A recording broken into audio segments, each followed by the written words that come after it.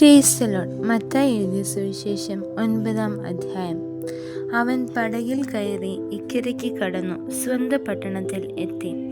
അവിടെ ചിലർ കിടക്കമേൽ കിടക്കുന്ന ഒരു പക്ഷവാതക്കാരനെ അവൻ്റെ അടുക്കൽ കൊണ്ടുവന്നു. യേശു അവരുടെ വിശ്വാസം കണ്ടു പക്ഷവാതക്കാരനോട്, മകനെ, ധൈര്യമായിരിക്കുക, നിന്റെ പാപങ്ങൾ മോചിച്ചു തന്നിരിക്കുന്നു എന്ന് പറഞ്ഞു. എന്നാൽ ശാസ്ത്രിമാരിൽ ചിലർ, ഇവൻ ദൈവദൂഷണം പറയുന്നു എന്ന് ഉള്ളം കൊണ്ട് പറഞ്ഞു.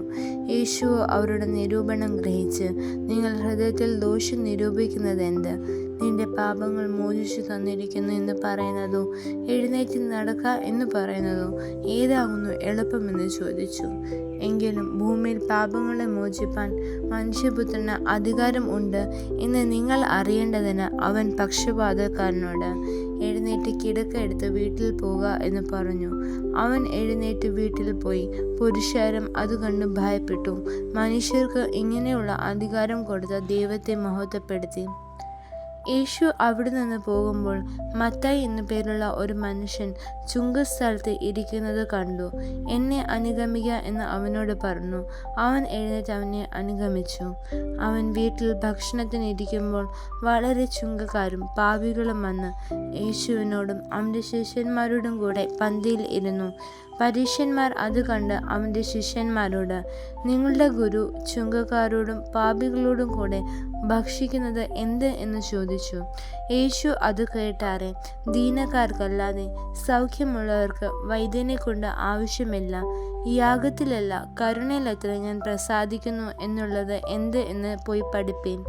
ഞാൻ നീതിമാന്മാരെയല്ല പാപികളെ അത്ര വെളുപ്പാൻ വന്നത് എന്ന് പറഞ്ഞു. യോഹന്നാന്റെ ശിഷ്യന്മാർ അവൻ്റെ അടുക്കൽ വന്നു. ഞങ്ങളും പരീശന്മാരും വളരെ ഉപവസിക്കുന്നു, നിന്റെ ശിഷ്യന്മാർ ഉപവസിക്കാത്തത് എന്ത് എന്ന് ചോദിച്ചു. യേശു അവരോട് പറഞ്ഞത്, മണവാളൻ കൂടെയുള്ളപ്പോൾ തോഴ്മക്കാർക്ക് ദുഃഖിപ്പാൻ കഴിയുകയില്ല. മണവാളൻ പിരിഞ്ഞു പോകുന്ന നാൾ വരും, അന്ന് അവർ ഉപവസിക്കും. കോടിത്തുണ്ടക്കാരനും ആരും പഴയ വസ്ത്രത്തിൽ ചേർത്ത് തുന്നുമാറില്ല. തുന്നി ചേർത്താൽ അതുകൊണ്ട് വസ്ത്രം കീറും, ചീന്തൽ ഏറ്റവും വല്ലാതെയായി തീരും. പുതുവീഞ്ഞ് പഴയ തുരുത്തിൽ പകരുമാറില്ല.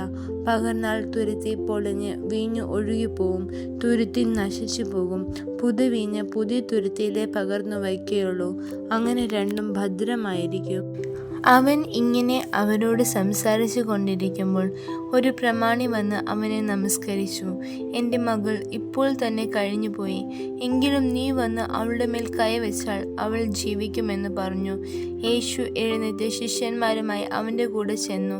അന്ന് 12 സംവത്സരമായിട്ട് രക്തസ്രാവമുള്ളൊരു സ്ത്രീ അവൻ്റെ വസ്ത്രം മാത്രം ഒന്ന് തൊട്ടാൽ എനിക്ക് സൗഖ്യം വരും എന്ന് ഉള്ളം കൊണ്ട് പറഞ്ഞു.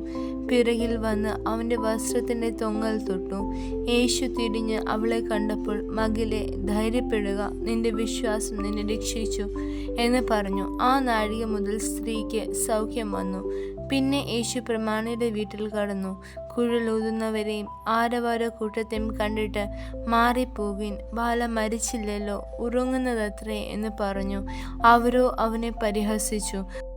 അവൻ പുരുഷാരത്തെ പുറത്താക്കി അകത്തു കടന്നു. ബാലയുടെ കൈ പിടിച്ചു. ബാല എഴുന്നേറ്റു. ഈ വർത്തമാനം ആ ദേശത്തൊക്കെയും പരന്നു. യേശു അവിടെ നിന്ന് പോകുമ്പോൾ 2 കുരുടന്മാർ, ദാവീദ് പുത്ര, ഞങ്ങളോട് കരുണ തോന്നണമെന്ന് നിലവിളിച്ചും കൊണ്ട് പിന്തുടർന്നു.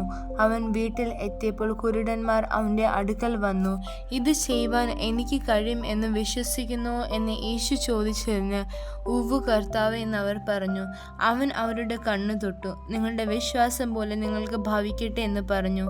ഉടനെ അവർ കണ്ണു തുറന്നു. പിന്നെ യേശു, നോക്കുവിൻ, ആരും അറിയരുത് എന്ന് അമർച്ചയായി കൽപ്പിച്ചു. അവരോ പുറപ്പെട്ട് ആ ദേശത്തിലൊക്കെയും അവൻ്റെ ശ്രുതിയെ പരത്തി. അവർ പോകുമ്പോൾ ചിലർ ഭൂതഗ്രസ്തനായ ഒരു ഊമനെ അവൻ്റെ അടുക്കൽ കൊണ്ടുവന്നു. അവൻ ഭൂതത്തെ പുറത്താക്കിയ ശേഷം ഊമൻ സംസാരിച്ചു. ഇസ്രായേലിൽ ഇങ്ങനെ ഒരു നാളും കണ്ടിട്ടില്ല എന്ന് പുരുഷാരം അതിശയിച്ചു. പരീശന്മാരോ, ഇവൻ ഭൂതങ്ങളുടെ തലവനെ കൊണ്ട് ഭൂതങ്ങളെ പുറത്താക്കുന്നു എന്ന് പറഞ്ഞു.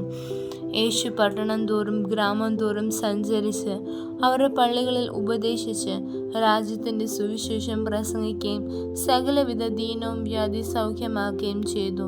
അവൻ പുരുഷാരത്തെ ഇടയനില്ലാത്ത ആടുകളെപ്പോലെ കുഴഞ്ഞവരും ചിന്നിയവരുമായി കണ്ടിട്ട് അവരെക്കുറിച്ച് മനസ്സലിഞ്ഞു. തൻ്റെ ശിഷ്യന്മാരോട്, കൊയ്ത്ത് വളരെയുണ്ട്, സത്യം, വേലക്കാരോ ചുരുക്കം. ആകയാൽ കൊയ്ത്തിന്റെ യജമാനനോട് കൊയ്ത്തിലേക്ക് വേലക്കാരെ അയക്കേണ്ടതിന് യാചിപ്പീൻ എന്ന് പറഞ്ഞു.